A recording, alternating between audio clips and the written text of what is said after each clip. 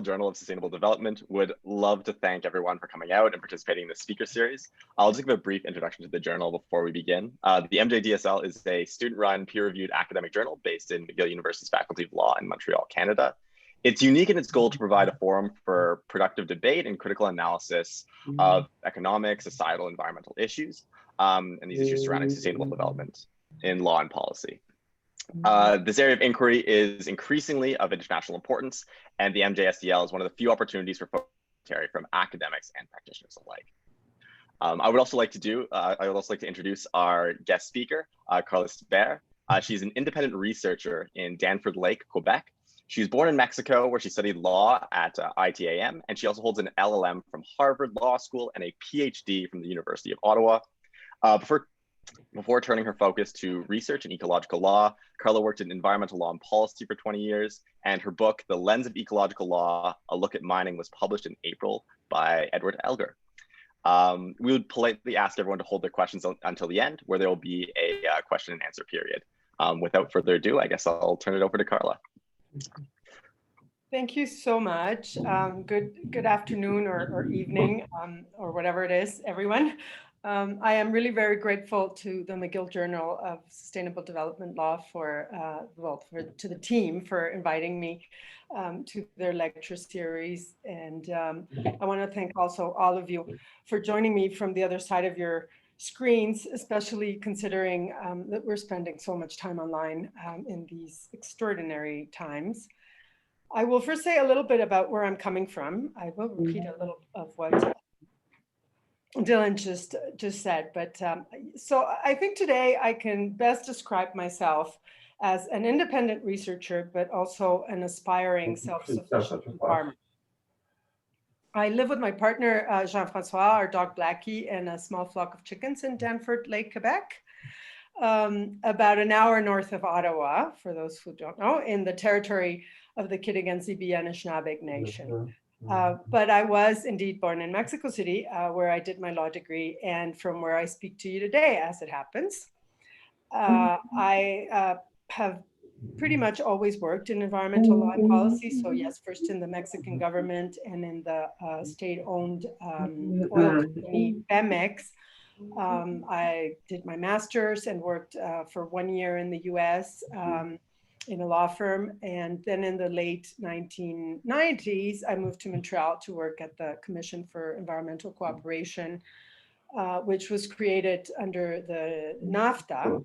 And there I reviewed submissions from the public on alleged failures to enforce Mexican environmental laws effectively. And I wrote factual records on that. And I continued to work on environmental law and policy with Unisfera in Montreal for about a year, then spent 6 years with Nature Canada, working mostly on conservation and species at risk and integrated conservation and development. And so those 20 or so years of working with environmental law, however, after those years, I had a very acute feeling that the approach I was part of was fundamentally flawed. And all the evidence of extinction, growing greenhouse gas emissions, ocean pollution, habitat destruction, and so on, certainly supported this feeling. Then through my friend, Jeff Garver, who's here, faithfully here, listening to this over and over, I learned about ecological law, which is an alternative approach that I'll talk more about, and that he's been helping to develop along with other amazing scholars. And so I decided to learn more about it and embarked on this PhD at the University of Ottawa, which I completed in 2019 with the incredible support of my co-supervisors, Professor Natalie Chalifour and Heather McLeod-Kilmurray, and also others at the Center for Environmental Law and Global Sustainability, like Professors Linda Collins, Sophie Thériault, and Jamie Benedictson. And then this spring, I should have shared my screen. What am I doing? I'm not very experienced at this. Sorry about this. It should take just a second. There we go. Yeah. This spring, my doctoral work was published as a book. And I have also been working on co-editing with Jeff also and others, a collection of essays on the shift from environmental to ecological law that will be published very soon. And so, of course, I encourage all of you to read it when it comes out. There's some really interesting work in that collection. I'm sure you're going to find it very enlightening and interesting. So when the journal, sorry, no, not there yet. When the journal first approached me about this lecture and said that their current focus was human rights and the climate crisis, I, at the same time, was a bit intimidated, I have to admit, because I am not an expert on either, but also really intrigued to explore these crucial, challenging topics from the perspective of ecological law, which is something that I had not had a chance to do yet. So this exploratory exercise is what I will share with you today. I'm hoping that it will stir your curiosity about ecological law, and perhaps you will inspire you to do some research in this emerging field yourselves. And so I am going to speak about 50 minutes because I'm very keen on having a discussion and trying to answer any questions you might have. What I'll try to cover is say a little bit about what ecological law is, then present the lens of ecological law, which then I will use to critique the Paris Agreement. Then I will speak a little bit about ecological human rights and the Paris Agreement, as the title of this webinar promised. And also at the end, I'll speak about human needs and ecological law, which is my latest focus of research. And I'll close with a few last remarks. So what is ecological law? It is a new approach that is emerging in response to the failure of current law to prevent the ecological crisis. Despite some major improvements in environmental quality and of conservation that we can point to, and also the notable success of the ozone layer depletion treaty, overall, the fact is that ecological degradation has dramatically deepened and become an existential threat. Why has environmental law failed to prevent the ecological crisis, including the climate crisis? In a nutshell, environmental law has failed because it is embedded in and designed to support the growth-based, insistent economic model that is at the root of this crisis. Because it is not based on an accurate and complete scientific understanding of the world in which it operates, in particular because it fails to recognize the fact that the Earth is finite, because it is deeply anthropocentric, because it is fragmented and mitigatory rather than holistic and preventive. So because of all of these fundamental limitations of currently prevailing law, ecological law is being developed as an alternative, with scholars developing its core theory only in the last 15 years or so, and not necessarily referring to it as ecological law, a term that has become more widespread recently and was explicitly proposed by Jeff Garver first in 2013. The development of ecological law is informed by critiques of the economic growth paradigm and by the search for alternative economic models. And it is also informed by science regarding the Earth system, social ecological systems, complexity, and so on.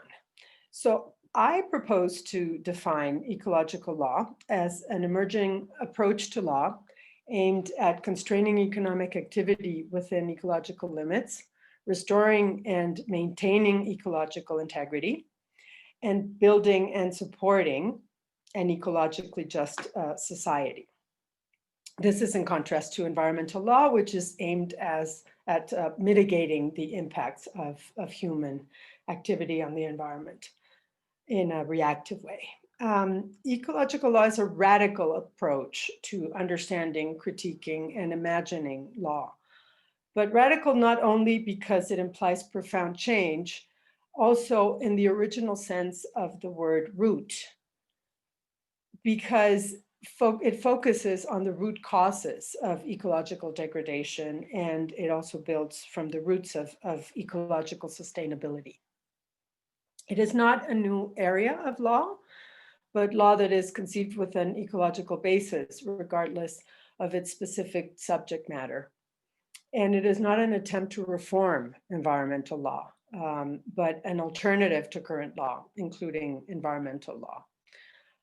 In my mind, and this is reflected in my definition, there is a progression in the objectives of ecological law, starting with the urgent need to constrain economic activities within ecological limits today, and then aiming towards the creation of a new society that is ecologically just. So I will not go into more detail about ecological law, but I'm happy to try to answer any questions that you may have after. What is the lens of ecological law? The lens is the core product of my doctoral research, and it is a tool to contrast existing laws with ecological law to help understand how far current laws are from ecological law and what a transition to ecological law will require. It is based on some of the foundational scholarship of ecological law I just mentioned, and it consists of three interconnected principles of ecological law: ecocentrism, ecological primacy, and ecological justice. A principle of ecological law states a core value that guides behavior toward ecological law's objectives of constraining the economy within ecological limits, of restoring ecological integrity, and enabling an ecologically just society or mutually enhancing human-earth relationship. The principles are linked and reinforcing, but they elucidate different functions of the law. And these functions are an important aspect of the principles as analytical tools. So the first principle is ecocentrism. And under ecocentrism, the law would recognize and respect the value of all beings and the interconnectedness among them, equitably promoting the interests of human and non-human members of the Earth community. The function of this principle is the law's ability to support and promote a worldview in which humans are part of nature and no more important than other life. It aims to prevent decisions that disregard their ecological consequences and have a bias towards human short-term interests. So the focus of this principle is relational and conceptual. It centers on understanding the view and understanding of the human-earth relationship that underlies the law. The second principle is ecological primacy. And it calls for the law to ensure that social and economic behavior and systems are ecologically bound, respecting planetary boundaries. The function of the law that this principle focuses on is providing clarity about priorities to ensure human development is pursued without irreversibly impairing ecological integrity or crossing planetary boundaries, and including the use of precaution with respect to these boundaries. And this principle has a material focus. The third and last principle, ecological justice, calls for the law to ensure equitable access to the Earth's sustaining capacity for present and future generations of humans and other beings, and to avoid the inequitable allocation of environmental harms. It essentially restates Klaus Bosselmann's concept of ecological justice. The function here is to serve as ethical grounding for decisions about equitable use of the planet's sustaining capacity and the fair distribution of and restraint on wealth. Its focus is relational, but in contrast to the principle of ecocentrism, it is so in a practical and material way, aiming to translate respect for all beings into actual equitable access to the Earth's sustaining capacity.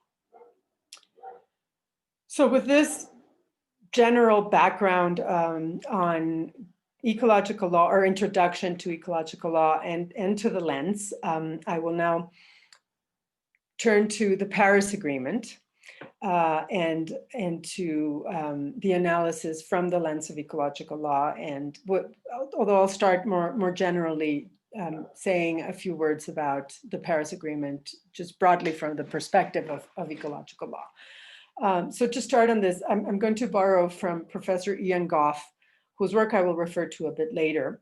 And as he does, I will paraphrase George Monbiot's assessment that the Paris Agreement is a miracle by comparison to what could have been, but a disaster compared to what it should have been. So broadly, from the perspective of ecological law, before I get into the three principles, it is fair to say that an important success of the Paris Agreement is that it is a global effort to address a global problem, because coordinated action at this level is crucial, even though, of course, action is needed at all levels. On the less positive side, it is also fair to say that the Paris Agreement is a result of the mitigatory rather than preventive nature of current law. It aims at the 11th plus hour to limit the effects of climate change rather than to stop the behavior that causes it. And I don't think that it is unfair to criticize the Paris Agreement for not doing today what should have been started decades ago, simply because there is no negotiating with what needs to be done now. As Greta Thunberg rightly put it, our house is on fire now. So anyway, the Paris Agreement also represents a fragmented approach to the climate emergency. Rather than a holistic systems-based one, it fails to even begin to account for all of the interrelated aspects of the ecological crisis. Tackling the climate emergency is a huge enough task for an international agreement, someone might object. But we know it is not the only emergency, but a component of an Earth systems emergency, if I can call it that. And continuing to work in silos is part of the problem. Oh, sorry, I forgot to show that slide. The crisis we face is clearly represented by the planetary boundaries framework. You have probably all seen this image many times. I think we need to keep showing it. And in this context in particular, it reminds us that while the climate is an especially important Earth system undergoing unprecedented change, it is not the only one whose limits are being pushed beyond a safe limit by the relentless pursuit of economic growth. The Paris Agreement does not acknowledge the broader Earth system crisis of which climate change is a part. Nor the economic model at the root of this dangerous pushing of Earth system limits. It is, as I said, a fragmented approach, and it fails to tackle the cause of the problem. Now imagine if the Paris Agreement had focused on transitioning away from the current growth-based economic system. We could be making progress, not only on the climate front, but on staying within all of the interconnected limits of the Earth system, which our growth-based economies are simultaneously pushing. So I'll move on now from this broad critique to the specific lens of ecological law analysis of the Paris Agreement. I will touch on aspects that stand out to me rather than attempt a very detailed analysis of the agreement. So you will recall that the first principle is ecocentrism, meaning to recognize and respect the value of all beings and the interconnectedness among them. equitably promoting the interests of human and non-human members of the Earth community. From this perspective, the Paris Agreement is most obviously far from ecological law. The human-Earth relationship underlying the agreement is clearly anthropocentric. It fails to recognize the interconnectedness of the Earth community, and it even fails to recognize humans are part of this community. The notable reference to the rest of nature in the agreement's preamble reads, noting the importance of ensuring the integrity of all ecosystems, including oceans, and the protection of biodiversity, recognized by some cultures as Mother Earth. One could say that this statement is a positive step because ecological integrity is a central, albeit controversial, concept in ecological law. However, I find it really remarkably awkward. To me, it actually sounds somewhat mocking, although I'm not suggesting that that was the intention. But in any case, it also omits any acknowledgement of the fact that humans are an integral part of nature and interconnected with the rest of nature. And the agreement, non-human communities like forests are otherwise referred to in utilitarian terms as sinks and reservoirs of greenhouse gas emissions that humans hope will help them fix climate change. So what about ecological primacy, the second of the principles? Hold on, I need to drink a little water. That's a lot of talking. This second principle would have law ensure that social and economic behavior and systems are ecologically bound, respecting planetary boundaries. The Paris Agreement is a long way from bounding all social and economic behavior and systems within ecological limits, but the 1.5 degree and 2 degree Celsius targets are generally consistent with a scientifically recognized ecological limit or planetary boundary for climate change. And perhaps also the, I quote, aim to reach global peaking of greenhouse gas emissions as soon as possible, recognizing peaking will take longer for developed country parties and to undertake rapid reductions thereafter, end of quote. That is also generally consistent with what science tells us about climate change. However, the means for ensuring the targets are met based on nationally determined contributions are weak and of questionable effectiveness. Having said that, I do think there is room for a concept like nationally determined contributions to be part of a framework for bounding economic behavior within this ecological limit, but only if countries were to take climate change seriously enough to confront capital accumulation. From the perspective of ecological primacy, we also note that the economic transformation required to meet the objectives of the Paris Agreement is not addressed explicitly, although some oblique language, I think, implies it. The agreement, for example, says that recognizes that sustainable lifestyles and sustainable patterns of consumption and production with developed country parties taking the lead play an important role in addressing climate change.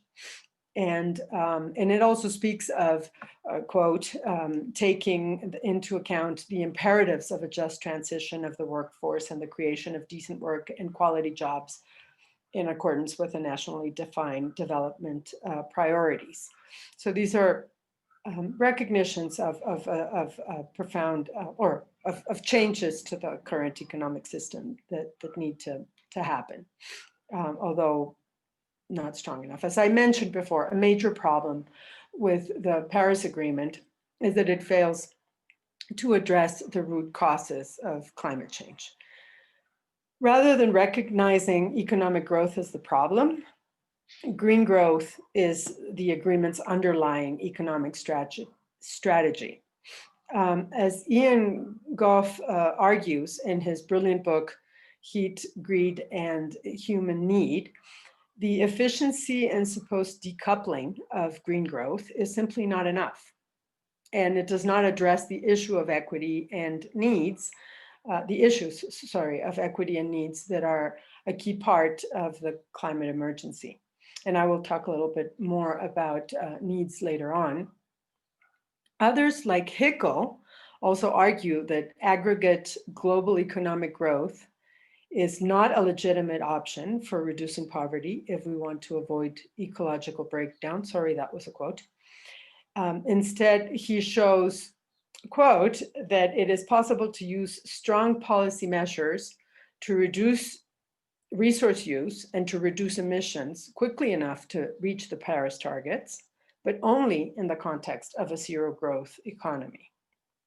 So to go back to Monbiot, the Paris Agreement miraculously took the most decisive steps so far in the direction of ecological primacy by adopting science-based targets, but it is a disaster because it does not explicitly constrain economic activities based on ecological limits. So finally, we come to the last principle in the lens of ecological law, ecological justice, under which law would ensure equitable access to the Earth's sustaining capacity for present and future generations of humans and other beings, and avoid the inequitable allocation of environmental harms. As I think maybe I didn't mention earlier, this encompasses intergenerational, and interspecies equity, as well as environmental justice. The Paris Agreement does mention equity in several places and contains related provisions. So provisions regarding poverty alleviation and sustainable development. For example, the agreement states that it will be implemented to reflect equity and the principle of common but differentiated responsibilities and respective capabilities in the light of different national circumstances. It also states that there will be a flow of financial support from developed to developing countries to carry out mitigation and adaptation. So common but differentiated responsibilities and the transfer of financial resources for mitigation and adaptation are, in theory, steps towards human intra and intergenerational equity. But the first is way too abstract, and the financing pledges have been criticized by those who know the details as insufficient and not flowing in a timely and effective way. Also, common but differentiated responsibilities is a country-based concept, but the reality is that the responsibility for excessive emissions and consumption lies primarily with the wealthy within each country, including the rich and developing or least developed countries. So really, common but differentiated responsibilities is not an accurate approach to the inequalities of the climate crisis, but maybe just political positioning, I don't know. And on this, too, I recommend what Ian Goff has to say in his book. So intergenerational equity is mentioned in the preamble paragraph that lists, and we'll get to this paragraph later on, the many obligations, including human rights, that the parties have to consider in implementing the agreement.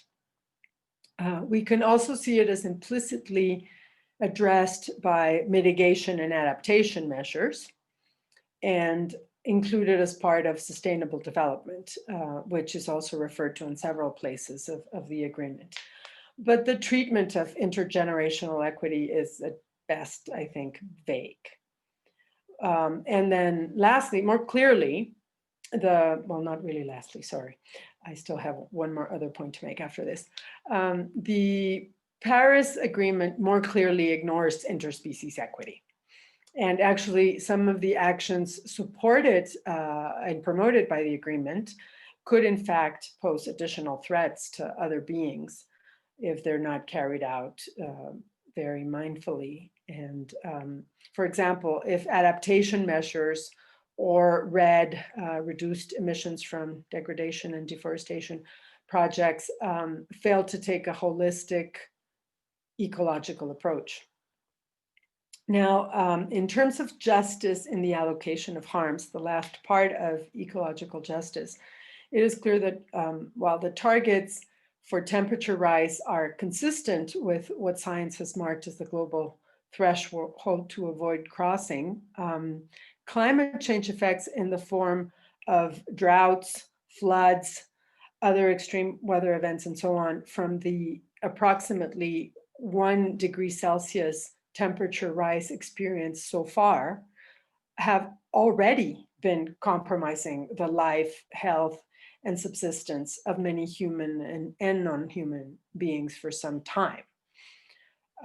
For the human part of this, the Paris Agreement provides for the continuation of a mechanism on loss and damage known as the Warsaw International Mechanism. But its inclusion in the agreement, quote, does not involve or provide a basis for any liability of or compensation, sorry. So that's not very promising.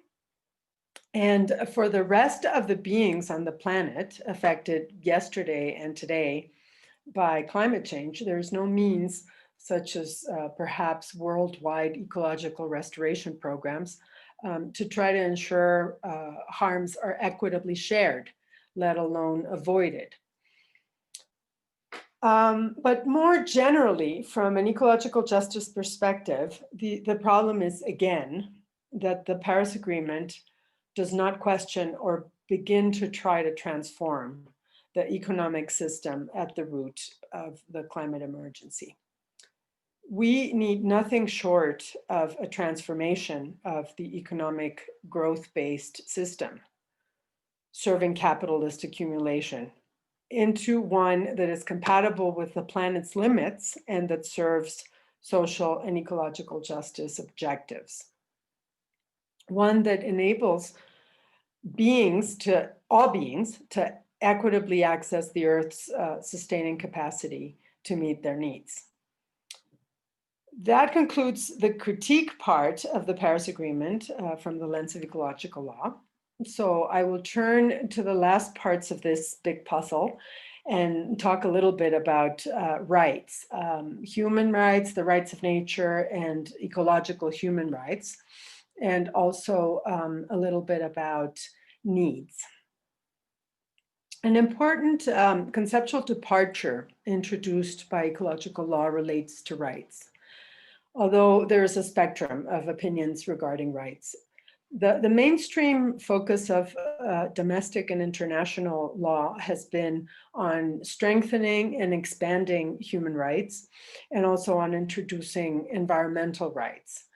About the effort to introduce environmental rights, Klaus Bosselman argues that, quote, a better option is the development of all human rights in a manner which demonstrates that humanity is an integral part of the biosphere, that nature has an intrinsic value, and that humanity has obligations towards nature. He argues essentially for understanding human rights as legal entitlements that also imply legal ecological duties and are constrained by ecological limits, just as everything else on the planet is. For example, the human right to water would include the responsibility to avoid wasting it, contaminating, or overexploiting it. So in short, this is the concept of ecological human rights. Now, another ecological law scholar, Cormac Cullinan, takes a deeper ecocentric view on the question of rights, arguing that, quote, I'm going to do a lot of quoting here, human rights are meaningless and cannot be sustained if Earth has no rights. And that, quote again, other species and the environment already have rights, but they are invisible to our legal system because it cannot conceive of them. Cullinan builds on the thinker Thomas Berry, whose work provides ethical and philosophical foundations for ecological law. And according to Berry, quote, every component of the Earth community has three rights: the right to be, the right to habitat, and the right to fulfill its role on the ever-renewing processes of the Earth community. For Cullinan, the consequence of this holistic understanding of rights is that, quote, humans must have no right to prevent another member of the Earth community from fulfilling its role. So law should reflect this interconnectedness and the rights of other beings. For example, Cullinan argues, quote again, that we must establish governance systems that prevent humans from being able to dam a river to the extent that it can no longer fulfill its role in an ecosystem. There is a growing number of examples worldwide of legal recognition of the rights of nature. Famously, the Constitution of Ecuador and 2 Bolivian laws recognizing the rights of Mother Earth, or the Wanganui River's legal personhood recognized in New Zealand. Some ecological law scholars question the impact and effectiveness of these rights, but also the suitability of a rights-based approach because of the nature of rights themselves, as embedded in the anthropocentric and individualist legal approach that ecological law, in fact, aims to overcome. While I love the ideas of Berry and Cullinan, I am not a huge fan of the rights of nature approach. I wouldn't outright oppose it, but instead, I favor focusing on strengthening and broadening human responsibilities and duties, both with respect to other humans and regarding non-human beings. Another important ecological law scholar, Louis Kotze, also makes the point that how we think about human rights should be reconsidered in the context of the Anthropocene, this new epoch in which human activity is impacting Earth systems and leaving a geological mark. He suggests, I quote, reimagining the human of human rights and recognizing vulnerability as something that all beings, human and non-humans alike, are situated in relation to. Because in this way, quote again, human rights necessarily become more indirectly just for non-humans because the construct of the rationalist, masterful human is no longer thoughtlessly prioritized. So this is a rough picture of what ecological law scholarship says about rights. But I also want to note that it is interesting that this need to broaden conceptions of human rights to include non-human beings comes up beyond ecological law scholarship. For example, in an essay collection about human rights and climate governance, Catherine Lofts, speaking about the ascendancy of the rights discourse, says that she hopes for an ongoing reevaluation of rights that, I quote, takes up the call for a more relational understanding of rights and expands it to encompass the non-human.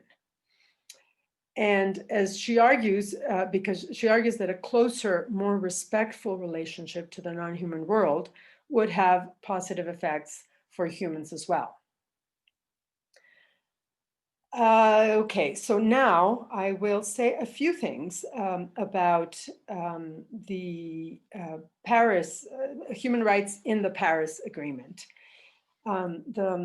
The Paris Agreement has been hailed for recognizing human rights. Hold on, one more drink. And apparently this happened only as a result of a very long campaign by scholars and activists. It is also the first international environmental agreement to mention human rights explicitly.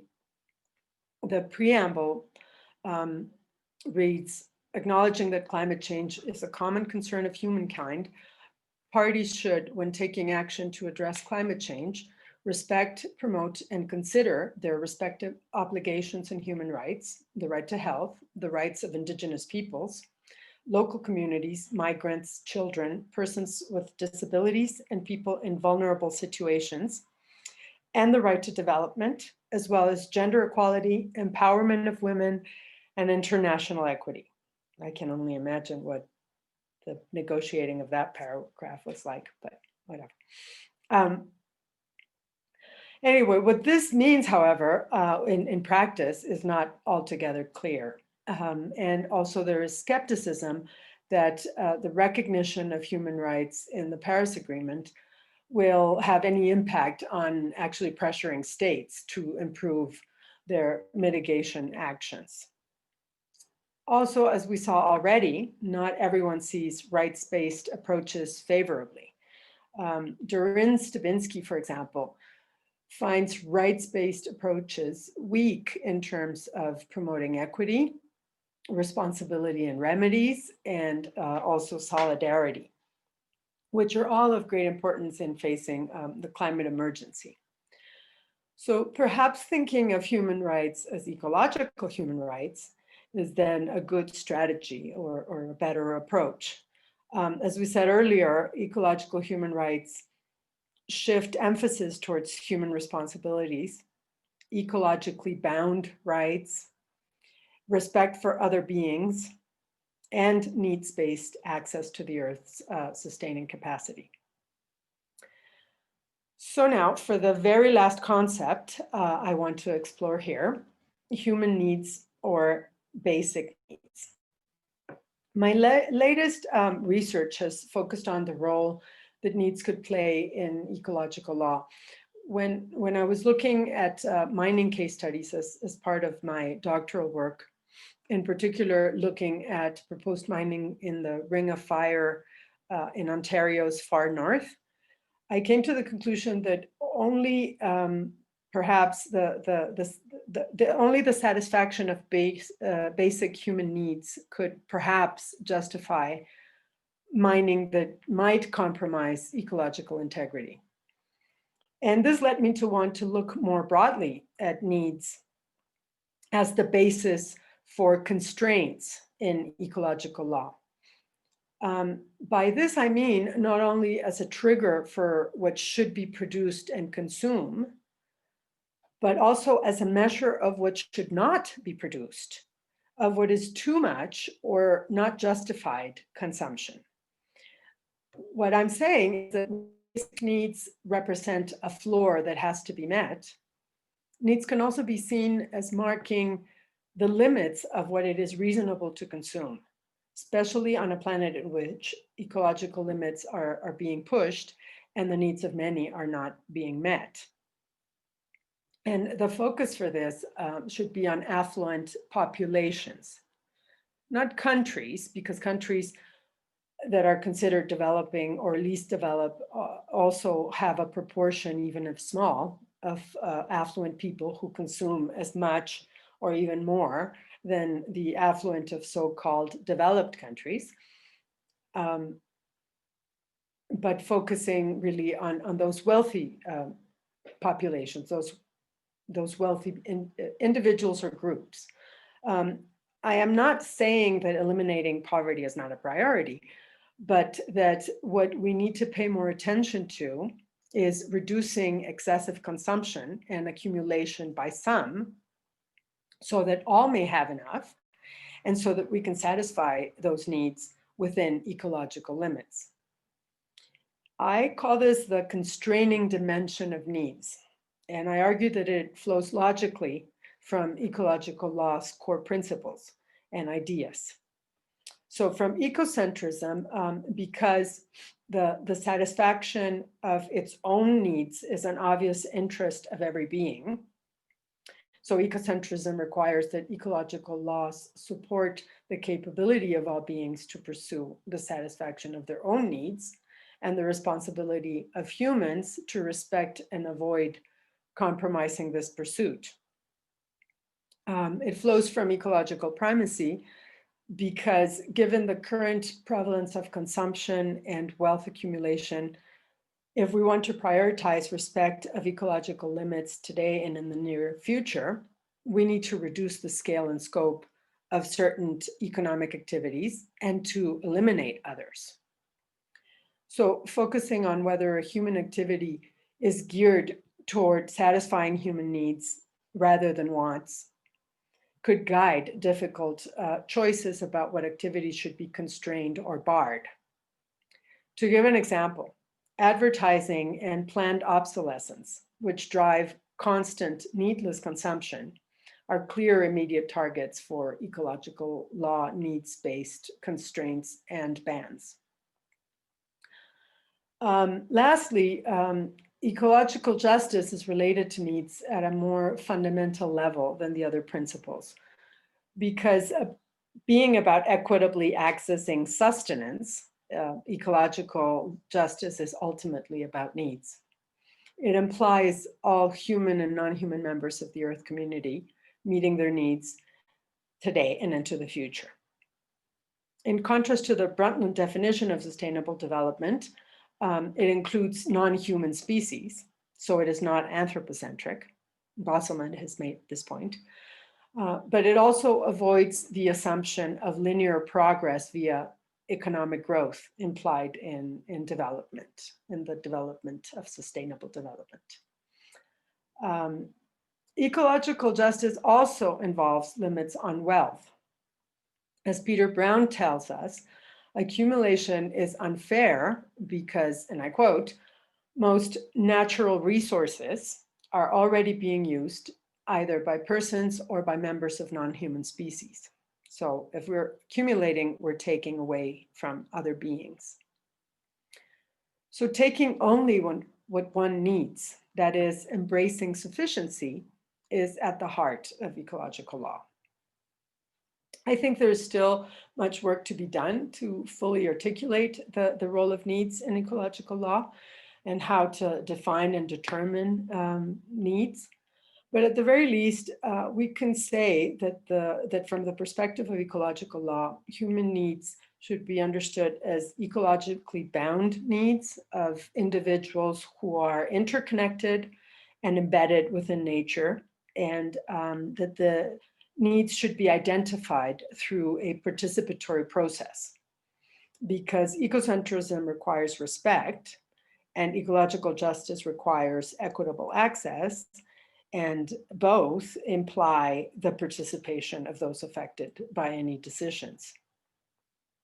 The book I mentioned earlier by Ian Goff, Heat, Greed, and Human Need, actually offers a pretty detailed proposal for constraining overconsumption based on human needs in order to face the climate emergency and to transition to degrowth. It is clear to me that ecological law would be a key tool to operationalize, okay, I'm glad I'm getting to the end, a program like this. It would certainly not be an easy task, but it is not impossible. Especially during the first lockdowns in response to COVID-19, we saw the ability of governments and communities to prioritize basic needs or essential goods, services, and jobs. So hopefully this experience has made people more appreciative of sufficiency and also more intolerant of accumulation and greed. And hopefully also we have seen enough devastating impacts of climate change for enough people to realize the transformation of our economies just cannot be postponed. So I am obviously not good at all about keeping to a handful of concise messages, but I will try to summarize with a few key points. Sorry, I have no slide for that. First, ecological law is an alternative to current approaches to law that are anthropocentric, mitigatory, fragmented, and embedded in the economic growth paradigm at the root of the ecological crisis. Second, seen from the lens of ecological law, the Paris Agreement is a step in the right direction because it adopts a science-based target for temperature rise, because it acknowledges climate change is a global problem requiring concerted global action, and because it acknowledges the links between climate change and equity. But it is far from ecological law because it does not recognize the interconnectedness of all beings or that humans are part of nature, because it retains a view of the economic system as one that can grow infinitely and at best should be balanced with the environment rather than as a subsystem that is embedded in and constrained by the ecological system. And because it fails to acknowledge the need for a transformation of the economic system so that economic activities are driven by the satisfaction of human needs rather than by wants and wealth accumulation, and are bound within ecological limits. And third, an ecological law approach to the climate emergency would treat this emergency in the context of the broader Earth system of which it is part. It would emphasize human responsibilities to each other and towards other beings, conceiving of human rights as ecologically bound, and would take bold steps to transform the economic system away from growth and toward satisfaction of needs within ecological limits. So I will leave it there. What I hope is to have perhaps poked your curiosity about ecological law. Thank you so much for listening. And please reach out with any questions or comments if we don't get a chance to cover them now or if they arise afterwards. And yes, I know the email is weird, but that is also part of my name. Carla Luliana Maria Jose is the whole thing. So sorry about if that causes any confusion. Thank you so much. No. Thank you so much for this incredibly informative and cogent presentation. I know that I personally had like my perspective like changed. Hello?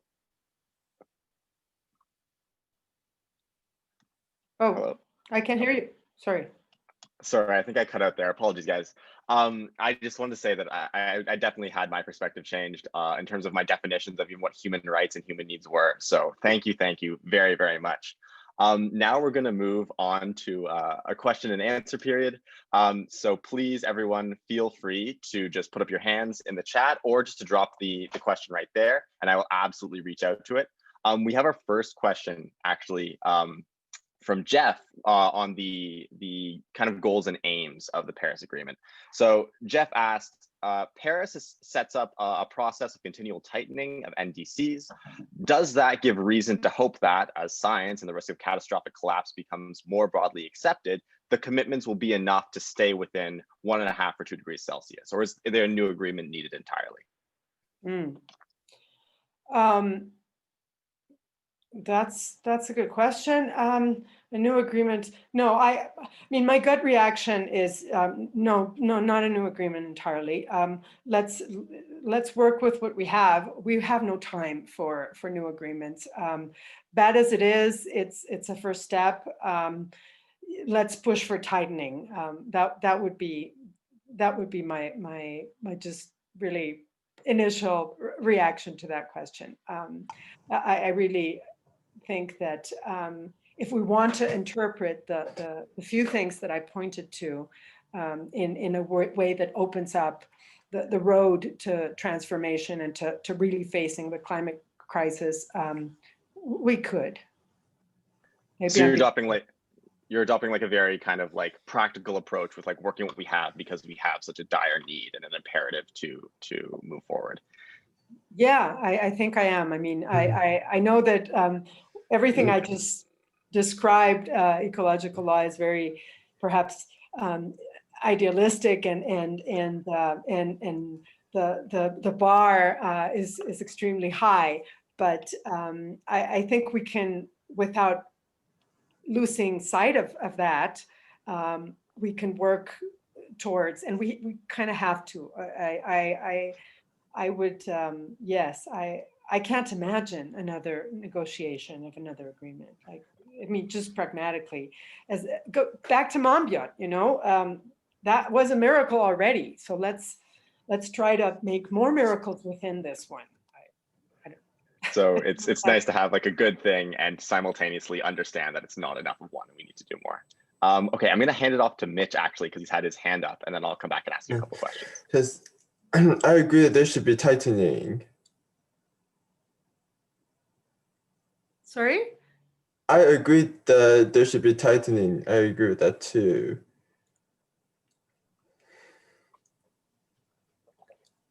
Do you have any more specific sort of answers for like which regulation should be tightened in terms of like the Canadian infrastructure, like as we operate within Canada? Like are our contributions, like I think that we all know the answer, they're not nearly enough, but. Oh, And yes, I think, well, sorry, you're talking to Mitch? I think things should be tightened to reduce global warming. Definitely, I agree with you. Awesome. Thanks, Mitch. Carla, what do you think about that? Well, I should have made a list. Trans Mountain Pipeline, ditch it absolutely yesterday. I mean, why did we even go there? Tighten the Harper targets. Come on. I mean, I know the political realities are tough, but I haven't read this book yet. But I was listening to an interview with its author, and I, of course, don't remember his name or the title of the book, but it is essentially an analysis of how the way we are tackling climate change should be similar to the way that we tackled, or Canada tackled, and the world tackled the Second World War. And it makes a case, this book makes a case, I think it's called The Good War or something like that, the book. And so, yes, very radical measures need to be taken. The list is long, and one certainly very clear thing that needs to change is this ambiguity of messages coming from the government, where we have a prime minister that pretends to be very concerned about climate change and to really want to push for change, and then turns around and buys a pipeline. It's just, so I'll leave it at that. Okay. Thank you. You could go on forever about like different things we could do. Absolutely. This question is from Jen, and she says, it seems as though the ecological law lens and the insufficiency of the rights-based approach that I understood that you alluded to ultimately calls for an almost ontological shift in how we approach law. How do we square that with our current legal tools, or can we? No, we probably can't really square it. But yeah, that's a very good question. I would have to, it requires deep thought. And I haven't done a lot of deep reading on ontological transformations. I mean, it can't be, I don't think it can be really squared, because you're talking about radical differences. But it can, law changes gradually, and there can be, it's not like you have to change, like transition from 100% to ecological or current law to 100%, environmental or current law to 100% ecological law. There can be overlaps and gradual changes.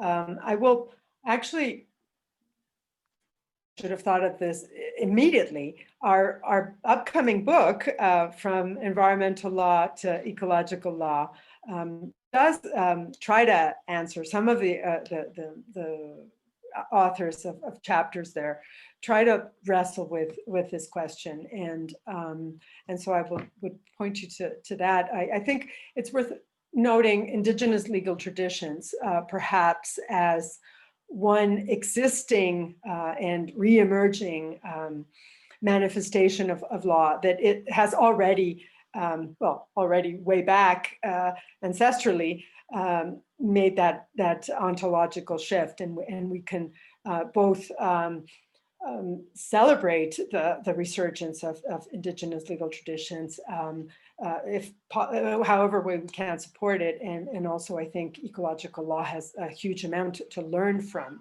it. I hope that helps. Yeah, just jumping off of that comment on Indigenous legal traditions, I think one of like my favorite chapters in your book was the idea of like the barriers that Canadian law faces, or sort of, I guess, if you want to call it common law faces in terms of adopting Indigenous perspectives, both in terms of understanding the nuance associated with like a cultural context. You actually quoted Aaron Mills, which is one of our profs, and also the idea that the sort of cultural context should still be in the hands of the culture itself, and that by abstracting it, we might kind of take out some of, or dilute, I guess, the ability to define what it is. So do you have, again, I guess I'd ask for any sort of specifics or ways that we could integrate Indigenous views, or what level of the law even you think that has a place for this? Yeah, that's only tough questions. Yeah, it's difficult. It's difficult. I think you really have to look at it case by case,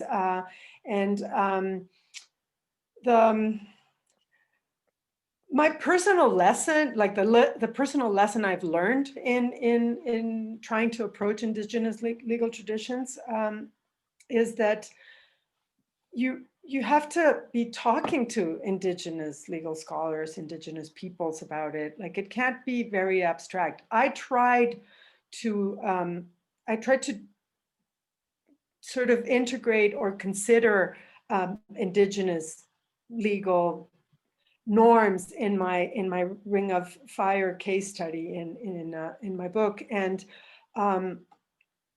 it was very limited. I never talked to any of the members of the First Nations in the Ring of Fire, and so those are, there are questions of not just protocol, but just legitimacy and how you approach that are difficult to navigate. And I have to admit that while I'm extremely excited about the potential of resurgence of Indigenous legal traditions in actually changing the world, not just for Indigenous peoples themselves, but for everyone, human and non-human beings. I also sort of haven't, at least myself, not known how to actually do it. And so I wouldn't be able to make recommendations other than direct contact if possible. I think that's an absolutely like very understandable perspective. I think decolonizing all of our mindsets is definitely something that is a very difficult process and a constantly ongoing process that we need to undertake. Jeff is again dropping a whole bunch of wisdom in the chat. He has a wonderful answer to my question, and he has another one for you. So he's asking you about the Plan Vert is another example of like a very weak ambition in a time of crisis for Quebec. So it looks like Quebec will cave to the gas lobby and not require electrical heating in new buildings because the gas industry wants to keep a certain amount of heating, and like all of that harm to the climate could be avoided. So like relying on buying credits from California through the carbon exchange is a sort of a cop out. He's drawing to that, so it's an awesome example. And yeah, he's got more. I mean, everyone can read it for themselves, but he's giving us a great lesson on this. So thank you, Jeff. If you want to speak, Jeff, you're more than welcome to hop Yes, on. I think.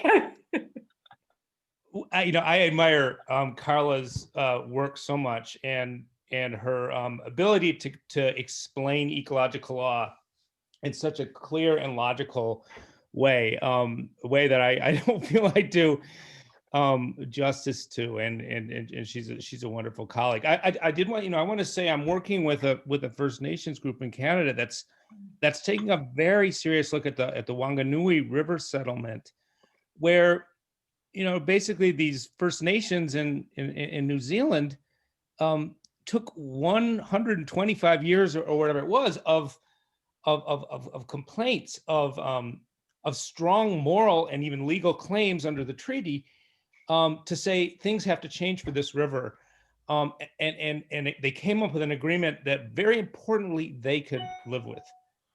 So that's the kind of example that I think creates, which allows Indigenous legal traditions to reemerge in a new way in these colonial contexts. So I find that to be one of the most exciting things going on, especially with all of the, I think Canada right now, there's a lot bubbling up in terms of Indigenous law and Indigenous legal traditions. So it's something to keep a close eye on as one real concrete pathway through which ecological law can emerge.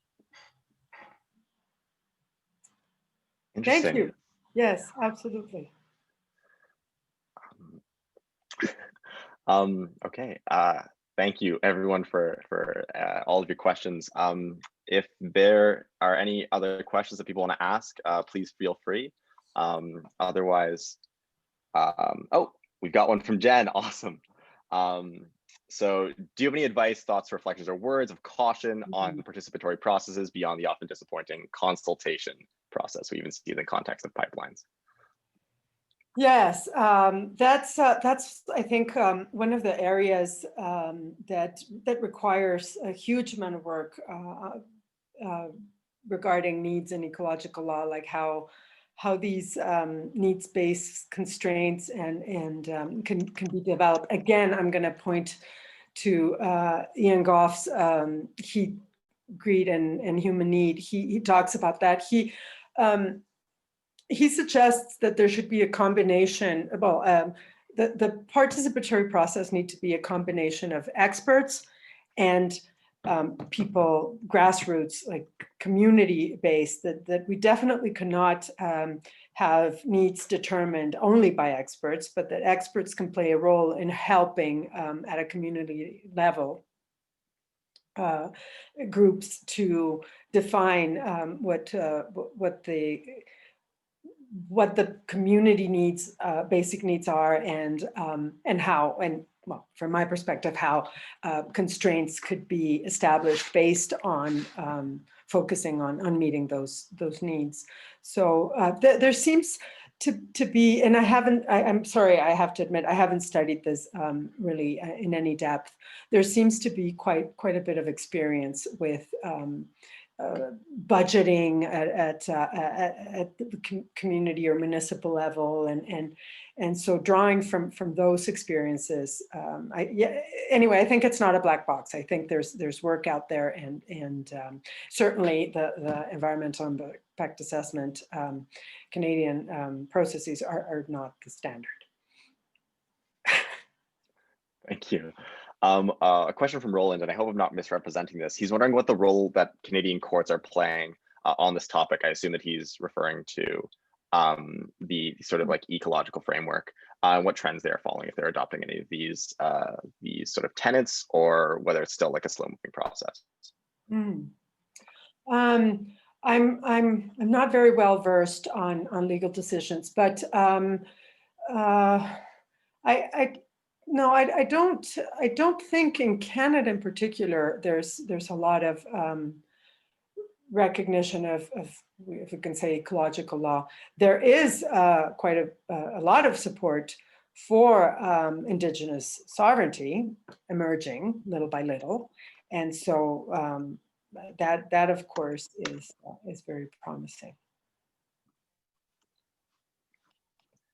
Jeff, you can take it away with your question. Feel free.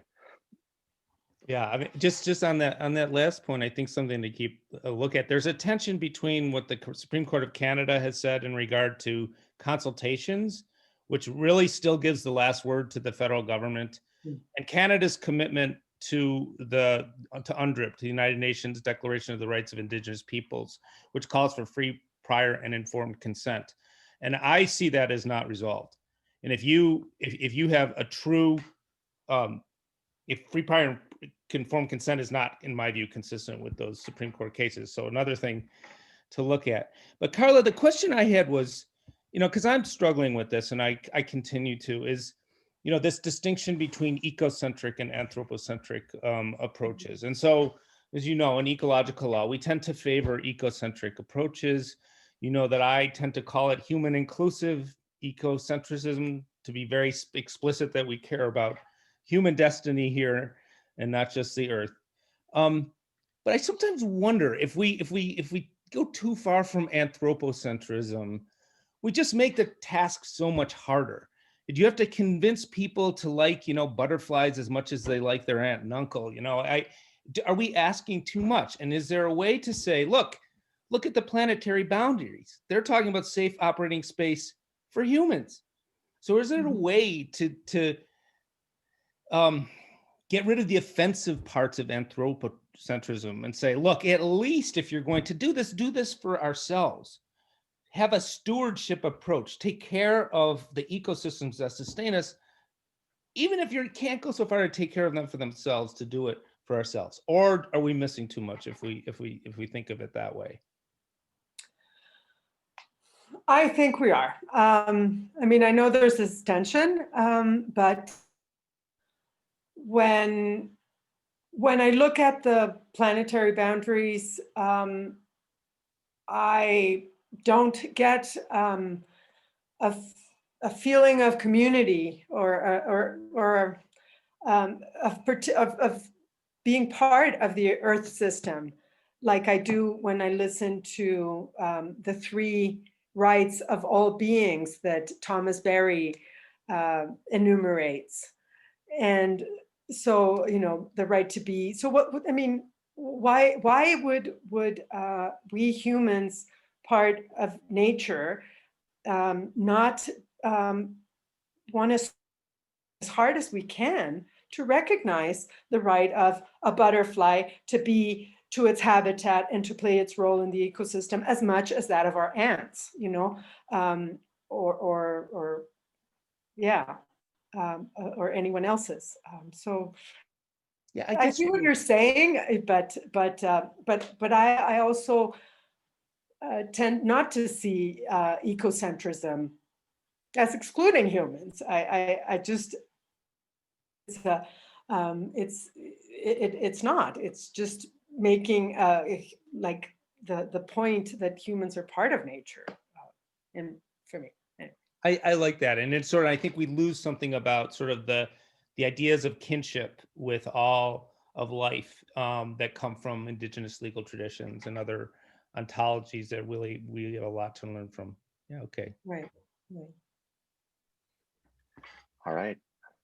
Oh, Sahara's one last question. How can we safely place monetary values on things which generally don't have a monetary value and are often underappreciated in the grand scheme?